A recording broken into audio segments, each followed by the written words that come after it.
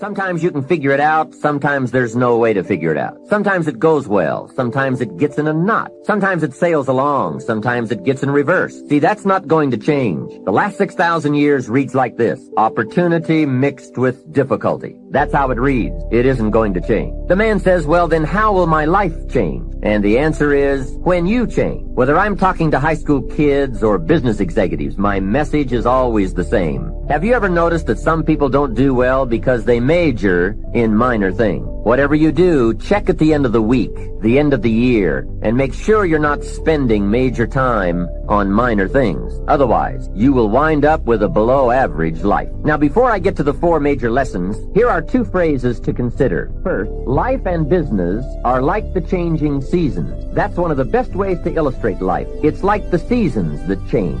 Frank Sinatra sings, life is like the seasons. Here is the second phrase. You cannot change the seasons, but you can change yourself. Now, with those 2 key phrases in mind, here are the 4 major lessons in life to learn. The first is, learn how to handle the winters. They come right after fall with regularity. Some are long, some are short. Some are difficult, some are easy. But they always come right after fall. Remember, it isn't going to change. 2 key phrases in mind, here are the 4 major lessons in life.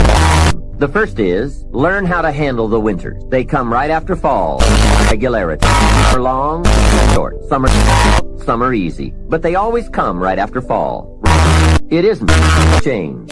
Key phrases in mind, here are the 4 lessons in life. The first is, learn how to handle the winters. They come right after fall. Regularity. Some are long, short. Some are but they always come right after fall. It isn't change.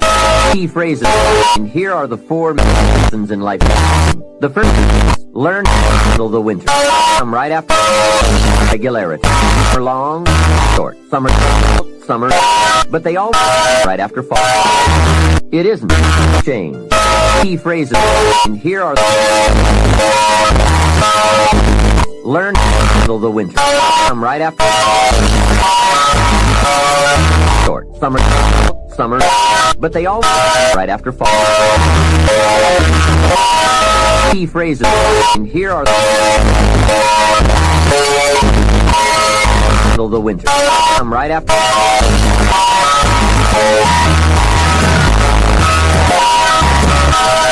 fall.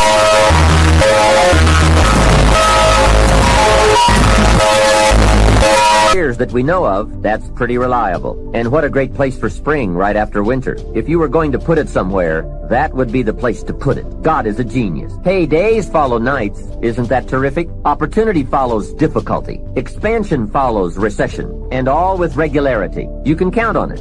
Everybody has fear. Everybody has fear. But you don't let your fear have you. Tonight, if you're going to do what God has called you to do, you have got to reverse the process. Stop exposing your fear. Bury your fear up under the blood of the cross and the word of Jesus Christ, and lift up your talent and say, this is the day that the Lord has made. And when you switch that process, demons tremble and hell gets nervous. Curses are broken and yokes are destroyed. People are set free and your life is built over again. Do you have the courage? Somebody shout, yes! When God gives you an opportunity, you need to work your magic on it and turn it into something. Brother 5 turned it into 10. Brother 2 turned it into 4. And Brother 1, well, he kind of messed up my story a little bit because he kind of just, what had happened was he never turned his opportunity into anything because of his fear. And the Lord sent me to ask you a question. What are you going to do with what he has given you? What are you going to do with the life he has given you, and the talent he has given you, and the time he has given you, and the influence he has given you, and the gifts he has given you, and the resources he has given you, and the creativity he has given you? What are you going to do with it?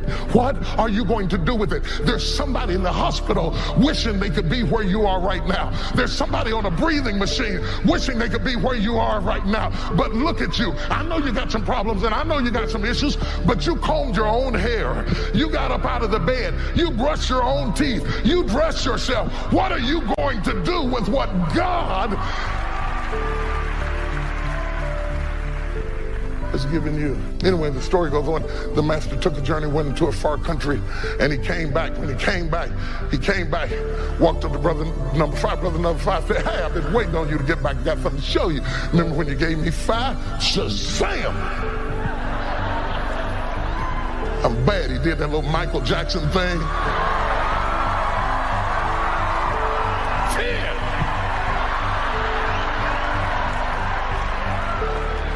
Brother number 2 said, "Excuse me, let me show you some." Shazam! 4. I imagine in my mind, brother number 10 looked at brother number 4 and said, "How can you be that happy about 4? I got 10 and you got 4. And then brother number 4, if he had any sense, would have told brother number 10, "I may not have as many as you have, but both of us have 100% increase over where we started."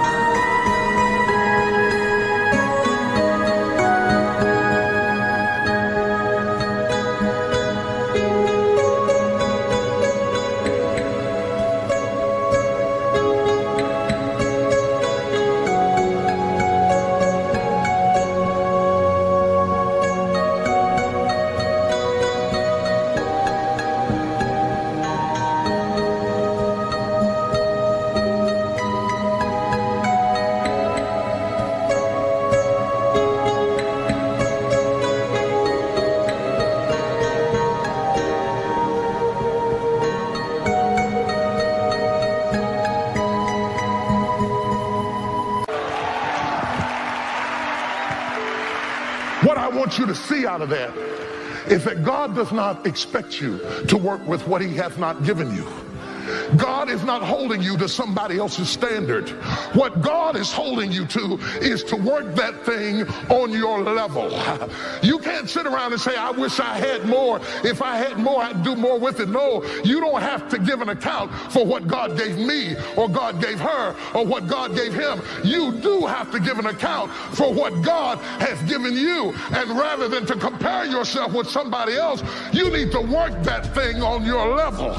You have to write it down. It's a principle of success. Anybody can be successful. You just have to know the principles of success. See, I know the principles of success. I could stop and go start selling tomatoes, and I could go make a lot of money selling tomatoes. You know why? Because I know the principles of success. The second principle you need to know is you have to write it down. But that's the scripture. That's Habakkuk 2:2. Write the vision and make it plain, so that he who reads it will run to it. And even though it tarry, wait for it, for surely it will come at an appointed time. I don't know but 4-5, but I know 4-5 good ones though. Everything I've ever dreamed and asked God for, I done wrote it down. Everything I ever had come from a piece of paper, and everything extra I got come from his grace. I got stuff, he gave me stuff more than on the paper. But see, you ain't got no time for that though. So here's the exercise I want all of you to do. I'm just telling you how to be successful. This is how I did it. I ain't gonna take no course. I don't have no, I flunked out of school. I have no education. I got no education. You know, I did a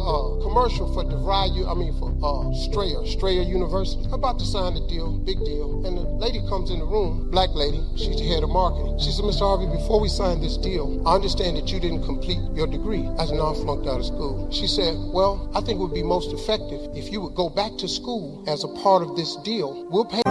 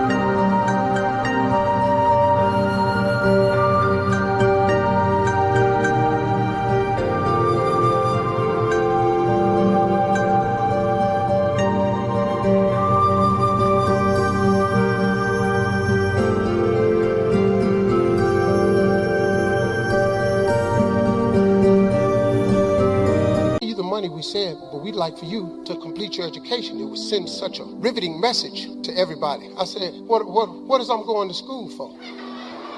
What is I'm going to school for? I know that lady wanted to say, ain't it obvious? First of all, you stupid. I said, what is I'm going to school for? She said, to complete your education. I said, but what is I'm going to go for? She said, what is I'm going to go for? That threw her in the face. Yeah, what is I'm going for? She said, to complete your education and send a message to people about being successful. I looked at this lady, I said, ma'am, I can't go back to school. She said, why? I said, because I'm too old. She said, you're never too old to get an education. I said, but let me ask you this way. Why would I go back to school? Because what is I'm going for, you didn't understand that. So why would I go back to school? She said, to further your education. I said, why are all these people getting education? To have a better life.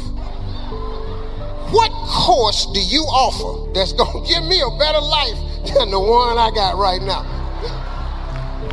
Because right now, I'm making a lot of money with these jokes, lady, and I don't see why I would stop telling these jokes to come and go to Strayer University. She said, well, if you don't go back to school, Mr. Hart, we won't be doing the deal. So I got on button my suit up. She said, where are you going? I said, you just said if I don't go back to school, we ain't finna do the deal. Clearly, I'm not finna go back to school. She said, why are you so insistent about not going back to school? I said, you have any idea how much money I'm making? Why would I stop doing that to go back to school? And then she made me mad. I just said, you know what, lady? She said, there are people with multiple degrees. I said, if you got one degree and it ain't working for you, why would you go get another one of them?